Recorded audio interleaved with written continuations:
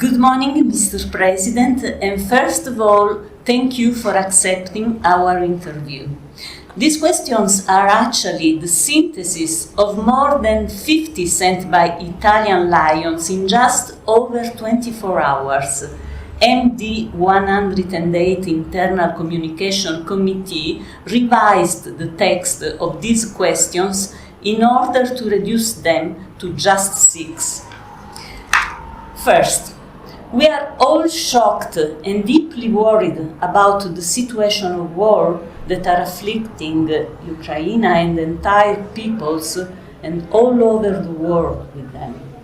The theme of peace has always been central, but in recent years it has become more relevant than ever, and we must pursue it. Lions all over the world, we share the same lionistic ethics based on respect for human rights, help to oppressed and disadvantaged people. How can we, as lions, become ambassadors of peace in a more tangible way? It is possible for us lions to think of a way to promote global awareness. Can we organize ourselves to become facilitators in political, religious, national or international decision-making contests to promote peace processes? You said a mouthful there. Lions, as you know, we're non-political. We are service. That is our focus in more than 200 countries and geographical areas around the world. I think how lions can be involved is to make sure that we are showcasing what we do, who we are, how we interact with people. We do not discriminate on any race or religion. We're about service. Where we see a need, lions are there to serve. Perhaps we need to do better at getting that word out and letting people see us in action, how we interact with each other and people around the world. Being a global organization, dealing with different cultures, different things affect cultures differently. But in the situations that we're dealing with now, lions are mobilizing to help. We see a need, lions are there. We have a saying, where there is a need, there's a lion.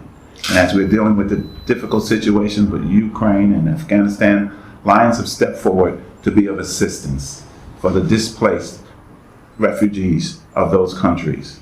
And we'll continue to support in any way we can by raising funds, by providing materials, clothing, shelter.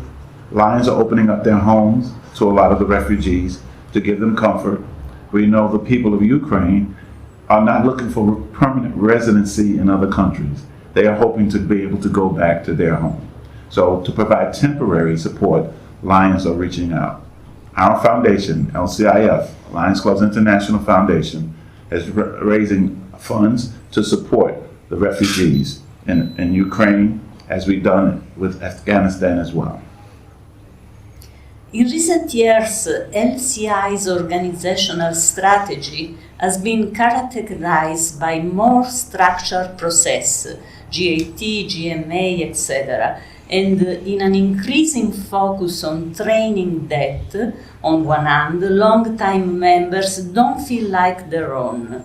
On the other hand, it makes more complex for us to explain to future members how our association works. Could you help us better understand how such strategic direction coincides with our vision that is to be the global leader in community and humanitarian service? Yes, thank you for that question. Communication is so critical to everything that we do.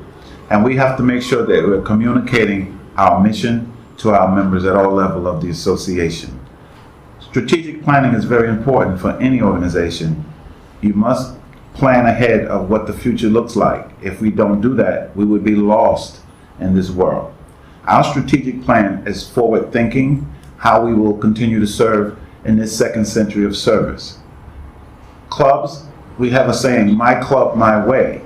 We provide you with a variety of ways that your club can perform. We want to give all of our clubs, all of our lines, the tools they need to be able to be successful in their community. Hence, we have the GAT, we have the GMA, most recently the Global Membership Approach, to help us with growing our membership. But it's up to the club to figure out what part of the strategy that they feel works for them in their part of the world. The last few years were characterized by financial difficulties, climate emergencies, social issues, sometimes related to migration flows. The pandemic also modified the relationships between people and in some cases worsened the crisis of the voluntary sector. What will the service goal be for the coming years and how will we act to achieve them in a more effective way? Thank you for that question. Something we've learned from this pandemic as we've lived through the last 2 years. We were concerned about losing maybe 100,000 members as a result of clubs not meeting and not having that social interaction with each other. But it's been quite the opposite. We saw the glass half full as opposed to half empty. We saw this as an opportunity to embrace the new ways we had to stay in touch with each other and to communicate via the virtual platform. There are several of them out there. Take our board, for instance, which is made up of directors from all around the world, speaking various different languages. So we had to adapt to a platform called CUDA, where there are translations, so that everyone in the room is hearing the same message. That was a change for us. We know that going forward, the virtual platform will continue to be a part of our association. That is part of the change that we have to embrace. And as you know, change, particularly for our older member population, it's very difficult. People are often resistant to change, but we have to be able to, again, back to that communication, be able to communicate to them why it is necessary that we change and to make them aware of what is available for them to continue to communicate as we move forward. We always say in our daily lives, but also within the Lions framework, that young people are our future. They are our present instead, and I notice how much you focused on this. They are our now. But anyway, so it is necessary not just to work with them for them, but also to make plans with them. How can Lions improve their planning ability by working with young people, Leos and others? This could be an opportunity for them to grow, but it would also help long-term Lions feel vital, active and involved, so that their experience and emotions lived over the years are not forgotten. What would you suggest to make this important generational shift within Lions always possible? Again, a very good question. Our Leos and young people in our Lions organization are very important to the survival and the future of our organization. We would assume that our future leaders would come from within our younger generation. As we are aged out, many of us reach a point in our lives where we can no longer serve as we did 20, 30 years ago.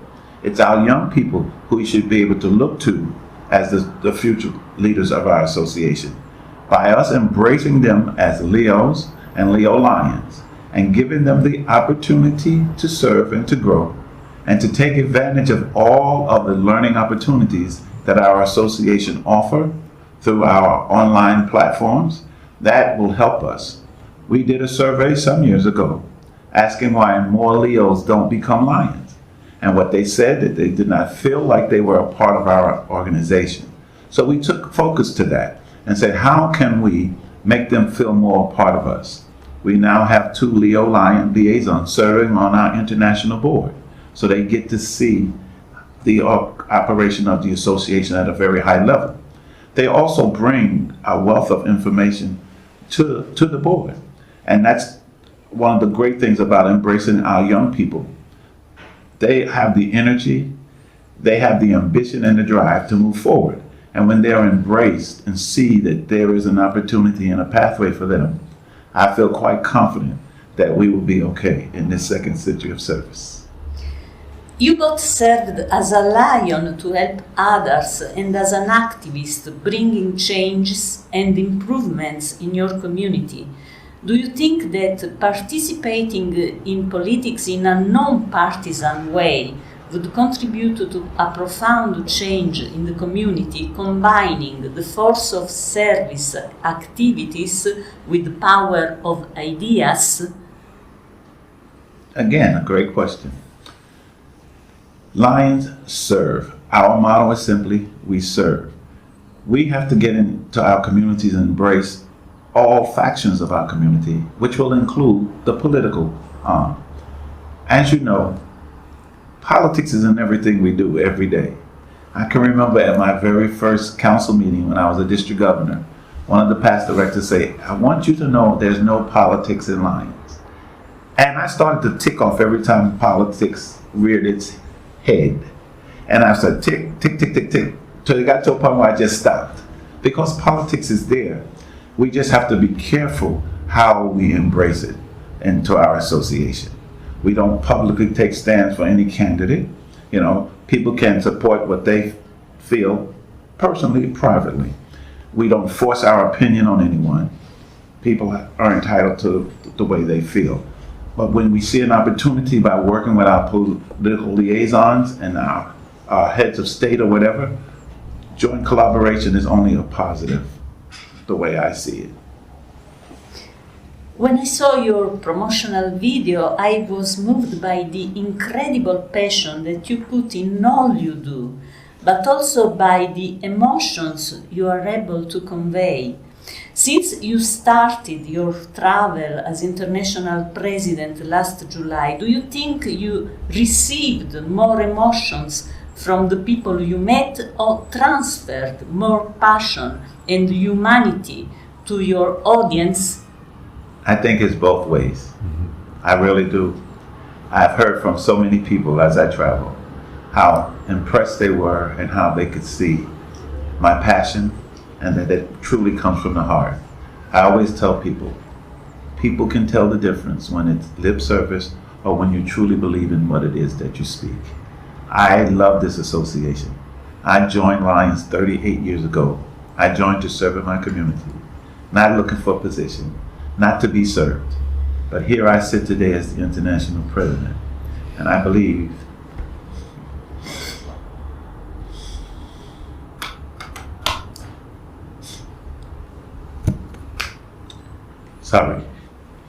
that is because of the passion that I feel for this association.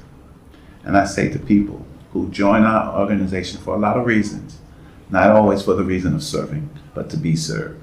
If you join for the right reason, the other stuff will come. I celebrate our Lions, and you can usually see the ones who truly get who we are and what we do. That's why I ask that each Lion, when we bring them into our association, that we get them involved in the service so that they can see the impact that we have on people's lives. We hope that they have what we call an aha moment when they really get it, how we change people's lives, and to multiply that through growing our membership and sharing. And people often ask me, thank you for giving so much. And I tell them, I've been given so much more in return by the smiles that we put on people's faces. So thank you for that question, and I apologize for my emotions, but it's who I am. Thank you very much, Mr. President. It was a great honor and a great pleasure to interview you. Thank you also for your emotions. Thank you. Thank you. Sorry, guys. God bless. God bless. Lovely. Thank you. Okay, and thank you for taking the time to do this interview.